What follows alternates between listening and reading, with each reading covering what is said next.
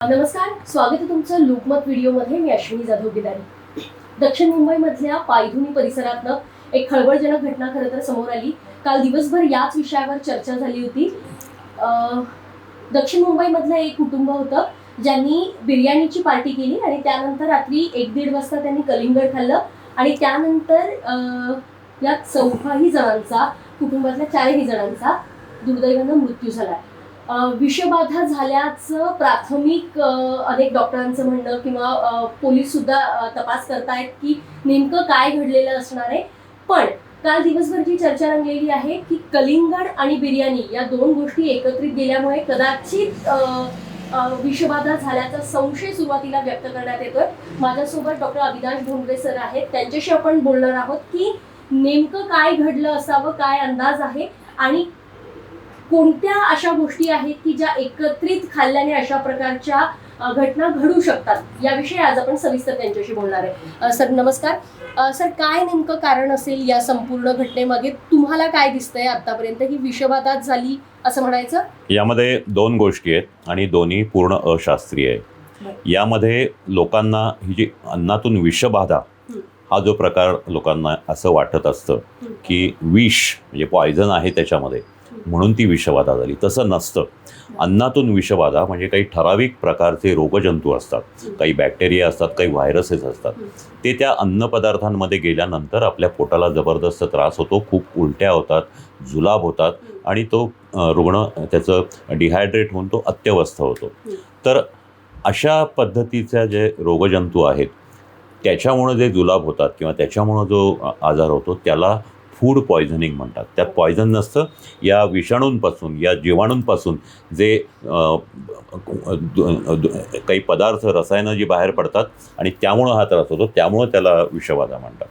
आता यामध्ये दुसरी जी महत्त्वाची गोष्ट आहे की त्यांनी बिर्याणी खाल्ली आणि त्याच्यावर कलिंगड खाल्लं, असा कुठलाही शास्त्रीय पुरावा नाही की ज्यामध्ये बिर्याणी खाल्ल्यावर कलिंगड खाल्लं तर त्रास होईल, असं काही त्याचा संबंध नाही.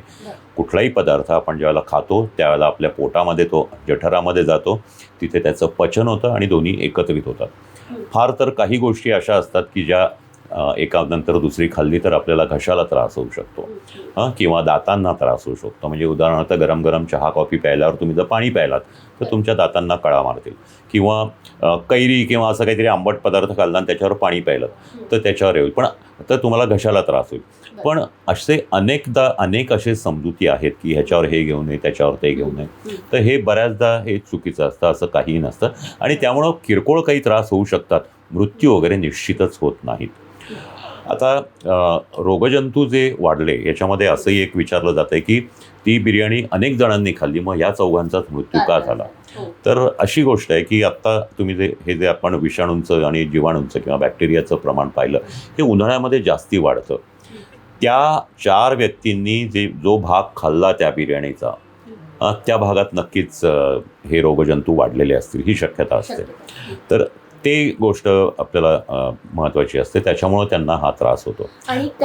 आणि सर्वात महत्त्वाची गोष्ट म्हणजे बिर्याणी हे बाजूला ठेवा, कुठलाही अशा प्रकारचा दूषित अन्नपदार्थ आपल्या पोटात गेला की ज्याच्यामध्ये हे फूड पॉयझनिंगचे बॅक्टेरिया किंवा व्हायरसेस आहेत ते असतील तर तुम्हाला होऊ शकतं. म्हणजे बिर्याणी होतं असं नाही, कित्येकदा असं होतं की बासुंदीमधून होतं, काहींना काही विशेषतः ज्युसेसमधून होतं, फळांमधून होतं. तर हे जे आहे तर या पद्धतीचं हा जो गैरसमज आहे हा दूर करावा. उन्हाळ्याच्या दिवसात आपण कुठलेही उघडे पदार्थ, शिळे पदार्थ खाऊ नये. किंबहुना अनेकदा अशी गोष्ट आहे की बऱ्याचदा मोठ्या मोठ्या हॉटेल्समध्ये ग्रेव्ही जी असते ती 2-2, 3-3 दिवस वापरली जाते आणि त्यामध्ये अशा प्रकारचे रोगजंतू वाढण्याची खूप शक्यता असते. इव्हन आपल्या घरातही अनेकदा सर्वसामान्य मध्यमवर्गीयांच्या घरात सुद्धा भाजी सकाळी बनवली की ती फ्रीजमध्ये ठेवून संध्याकाळी वापरली जाते. कधी कधी संध्याकाळी अगदी मांसाहारी पदार्थ असला तो शिल्लक राहिला तरी तो वाया जाऊ नये म्हणून सकाळी आपण गरम करून खातो.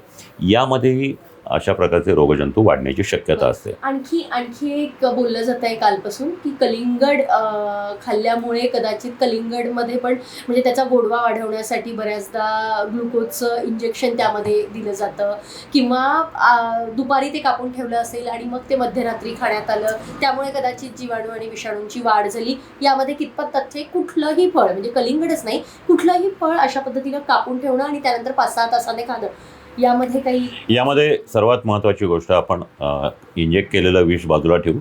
यामध्ये सर्वात महत्त्वाची गोष्ट अशी आहे की कुठलंही फळ आपण कलिंगड जे आहे हे पूर्णपणे बंद असतं, ते खायला काही हरकत नसते, त्यामधून आपल्या तब्येतीला काही खराब होण्याची शक्यता नाही जेव्हा आपण ताजं कट करून खातो त्यावेळेला.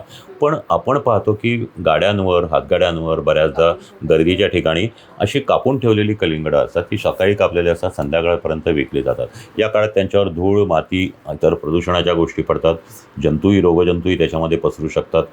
तर त्यासाठी उघडे फळं खाऊ नये किंवा फळांचे अशा पद्धतीने कृत्रिम रस आपण घेऊ नयेत. आता यामध्ये दुसरी एक महत्त्वाची गोष्ट अशी आहे की काही आता फळं पिकण्यासाठी कच्च्या फळांमध्ये काही रसायनं त्याच्यामध्ये घेतली जातात. आंब्याचं उदाहरण आहे, सफरचंदांचं उदाहरण आहे, तसंच कलिंगडाचंही आहे. पण जोपर्यंत ह्या मृत पावलेल्या व्यक्ती यांचे पोस्टमॉर्टेम होऊन ज्यावेळेला त्यांचा जो विसेरा जो आहे तो त्याची रासायनिक तपासणी होऊन सिद्ध होत नाही, तोपर्यंत याच्यावर आपल्याला विश्वास ठेवता येणार नाही किंवा तो तसा पुरावा आल्याशिवाय असं म्हणता येणार नाही. सध्या तरी आपण असं म्हणू की शिळं खाऊ नका आणि उघड्यावर ठेवलेले पदार्थ खाऊ नका, त्यामध्ये निश्चित ह्या प्रकारचा त्रास होतो.